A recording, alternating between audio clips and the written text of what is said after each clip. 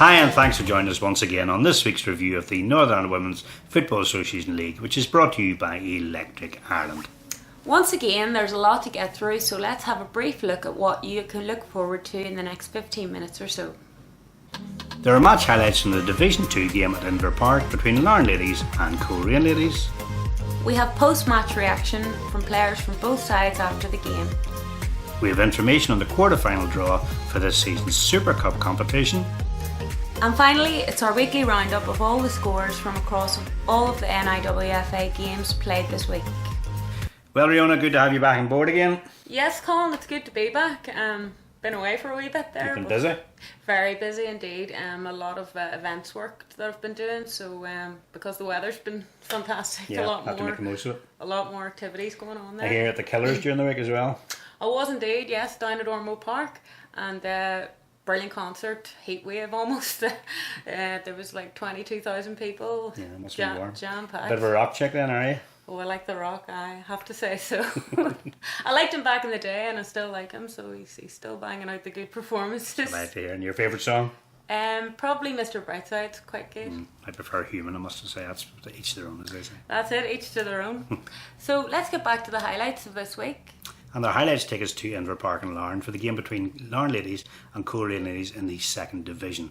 Going into this game, there was only 4 points separating the top 5 teams in Division 2, so there was loads to play for. And here are the highlights from a sun-soaked Inver Park.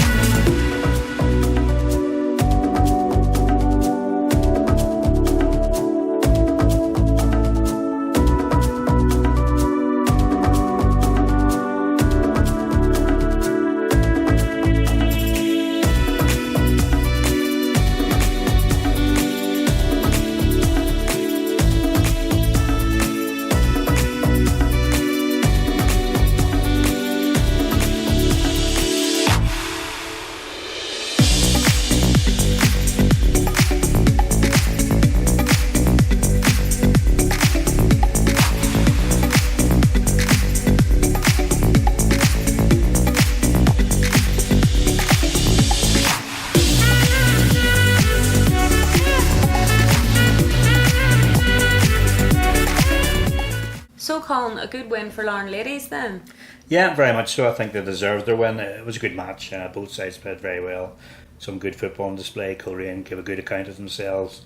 Ultimately, Larne just created more and more chances, and ultimately that's what got the 3 points. They took their goals well, and they fully deserved 3 points, and 3 big points for them as well.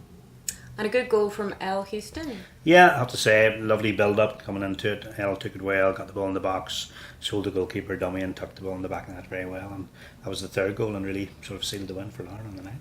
Excellent stuff.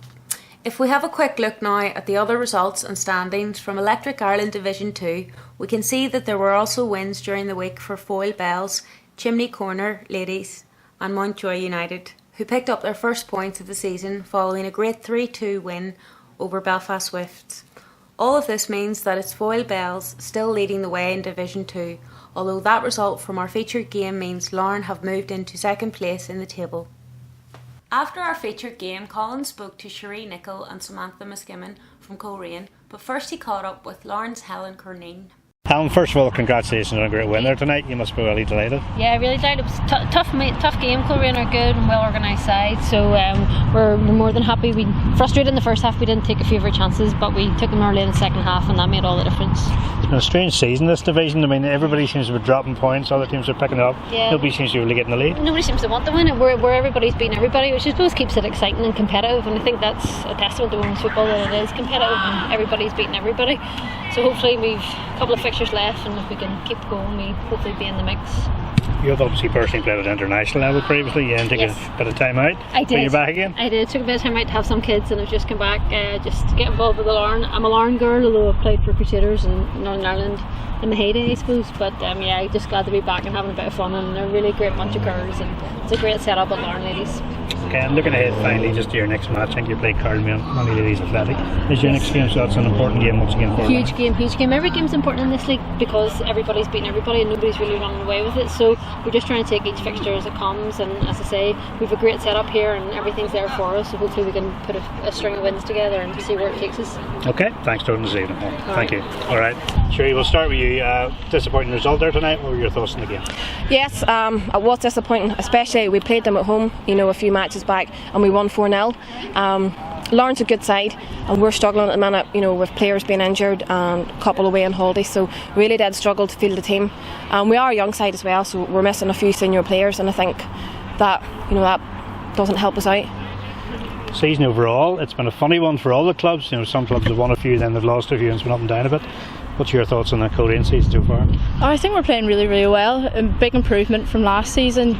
It's great for girls football, the league, and hopefully we'll bounce back, win the next one, and get back to the top of the league where we belong. You've talked about the next one. The next one is Belfast Swifts, which is another tricky game. There's no easy games in this league, but thoughts for that one? No, there's not any easy games in the league, and I say this every week. Ladies football's hard. It's hard to keep a team going out every week, the same team, and keeping it consistent. And if you miss one or two players off your panel, you really are going to struggle. So on the day, anybody can beat anybody, and we need to go on Monday night, and we need to get 3 points, because of 4 or 5 matches back we were top of the league, looking, think to yourself, we're in a really good position, we need to keep it going. And now we're in a rut. We've lost a few, so we need to really get working over the weekend and get 3 points on Monday night to see if we can get back up there. Final question then, can you get promoted this season? Oh, for sure, we will. Very confident? Yeah, confident. That's what I like to hear. Alright girls, thanks for Thank you. Thank you.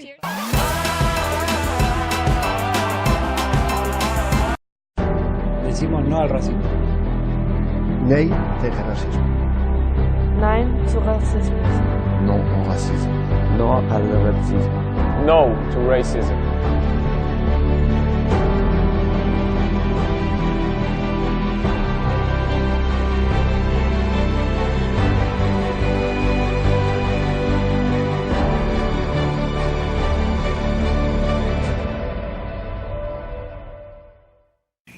Time now to have a quick review of all the scores from across the Electric Ireland leagues, starting with the Championship.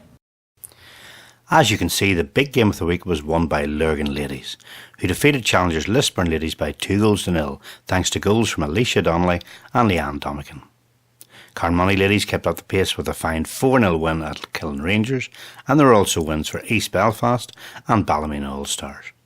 Larne Ladies now lead the table by 6 points and are clear favourites to win the championship title. In Electric Ireland Division 1, St James's Swifts made it 9 wins from 9 games played with a thumping win over Ballynahinch, while Mid-Ulster Ladies also had a great win to keep themselves in second place in the table. Belfast Celtic stay in third following a win over Armagh City, whilst in the basement battle the game between the ladies of Portadown and Bangor ended all square at 2 each. In Electric Ireland Division 3, both of the top 2 sides won, with Banbridge Town staying on top of the table, but SOP right in their heels, albeit courtesy of a late winner against Kilmorerack.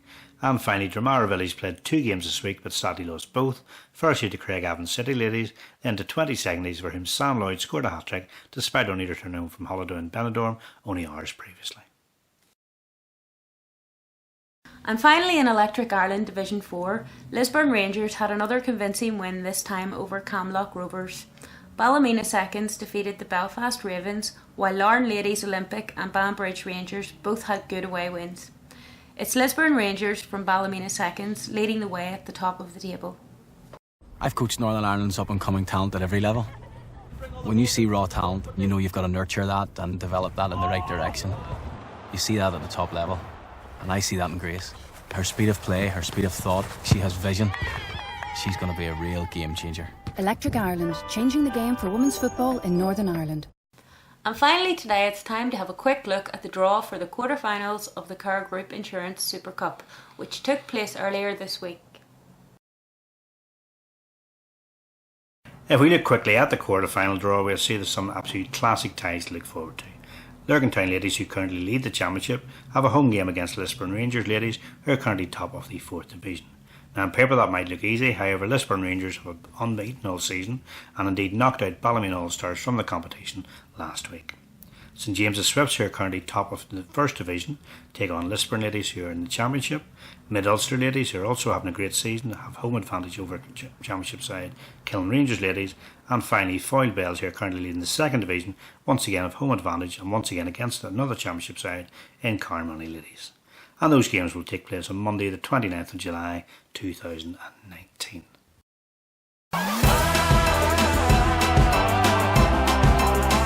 And that concludes this week's show. Thanks as ever for tuning in and for your ongoing support for women's football in Northern Ireland. Until the next time, it's bye for now, but don't forget, Girls get football.